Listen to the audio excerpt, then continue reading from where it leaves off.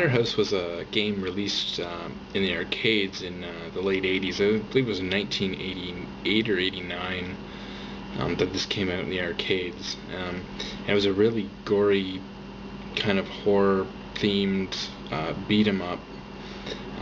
It got a lot of attention at the time. I mean, even in the late 80s, for being kind of a violent video game. It was ported to the PC Engine, or the TurboGrafx-16, the following year, 1990, I guess it would be. And this was really the only console that this game would be ported to. At the time, there was no ESRB ratings, but this game did have like a disclaimer on the packaging, warning of its kind of violent nature and graphics, and because of that, it actually gained some of its popularity over here in North America, where of course the TurboGrafx-16 wasn't very popular to begin with, but a lot of I remember a lot of kids at this time wanted to play this game, even if it meant renting a TurboGrafx-16. Apparently some stuff's taken out from the arcade, some of it for technical reasons, some of it because it was actually even more gory in the arcade. But anyways, you can play this now on the Nintendo Wii Virtual Console. They have the version of the TurboGrafx-16 Splatterhouse you can play on the Wii. They also had sequels to this game, I believe Splatterhouse 2 and Splatterhouse 3, which came out for the Sega Genesis. So anyways, here it is, check it out. So there's the years. 1988 was the arcade, and 1990 was the NEC version. I forgot to mention it was made by Namco, this game, by the way. So here's the title screen. There's a storyline, but I don't really know it. So anyways, as you can see, large sprite characters was kind of the name of the game. Really big detailed characters. You pick up weapons, kind of like, you know, Double Dragon or something. You can just pick up the stuff off the ground until you get hit, and then it's gone. I mean, the graphics are pretty good for the time. I haven't seen the arcade, so I'm not sure how accurate they are to the arcade, but you know, for a home kind of base video game, late 80s or 1990, I guess. You know, it wasn't a bad looking game.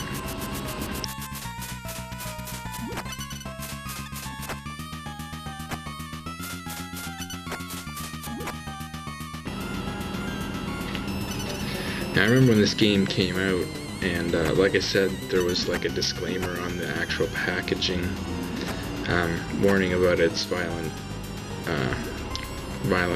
scenes, and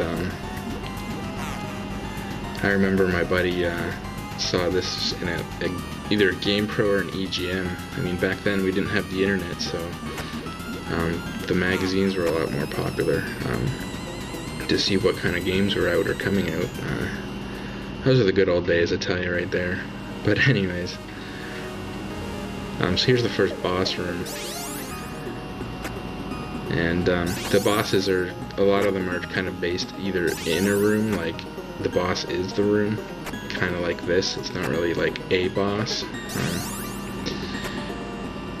You just kind of have to figure out where to be and what to do.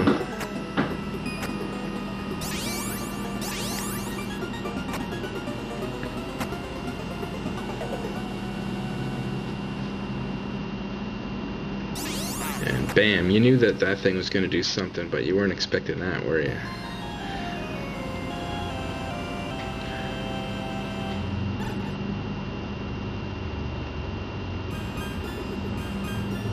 So like I was saying, when this game came out, my buddy wanted to play it, and I actually had a TurboGrafx-16 back in the day, as I've probably mentioned before.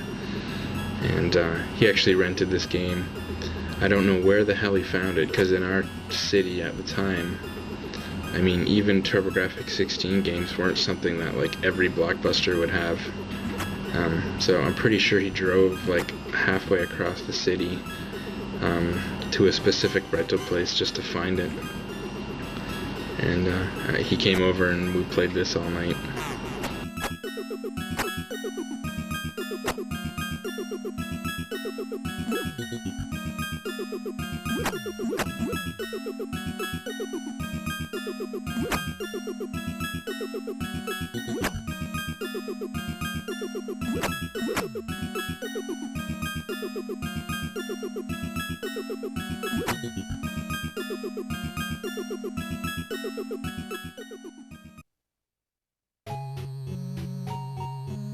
Apparently in the arcade, instead of a 2x4, it was a meat cleaver. And so I'm not sure why they changed that. Once again, if it was just to keep the violence down a little bit. Apparently there's more blood and stuff in the arcades, so...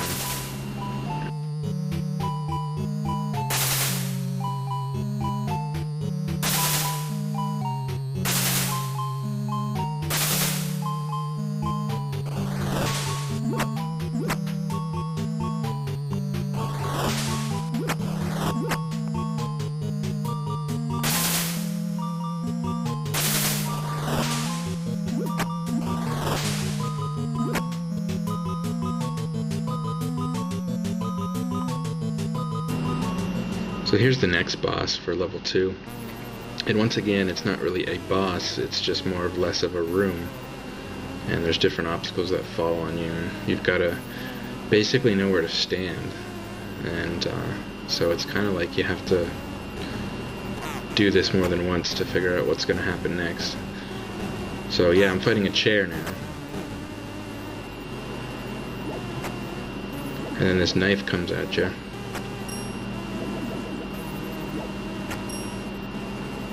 And then 2 knives come at you.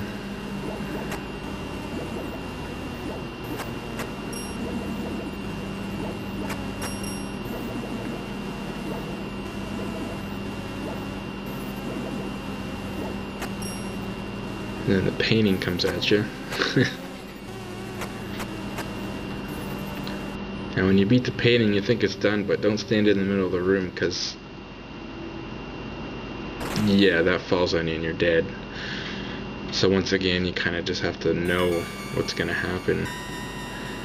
Now here's stage 3, and as you can see by the picture, we're going to be picking up a little something special. Also known as a 12-gauge pump-action shotgun. It's pretty cool when you blow these guys apart and a little bit of their meat stays on the ground and the dogs go after it. They don't even care about you, they just want to eat that meat. Now you don't want to fall on these things because it pulls you down under to this kind of under the bridge it's supposed to be. And you're back into a water part.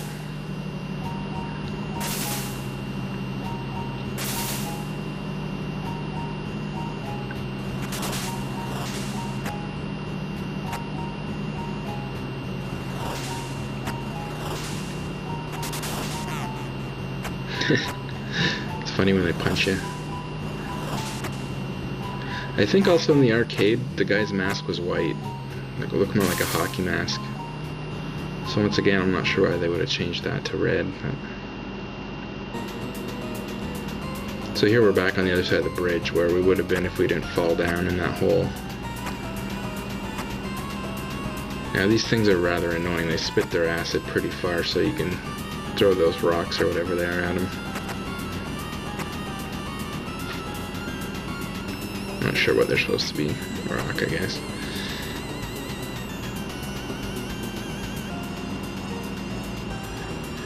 Now here's the next boss for level 3. This guy wielding double chainsaws with a bag over his head.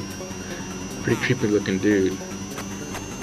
Unfortunately he kicks my ass, and well, it's game over for me here, so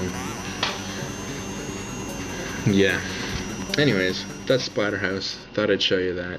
One of the more popular TurboGrafx-16 games in North America anyways. And there's the sequels on the Genesis, so you can check those out if you want to. And I guess that's it. See you later.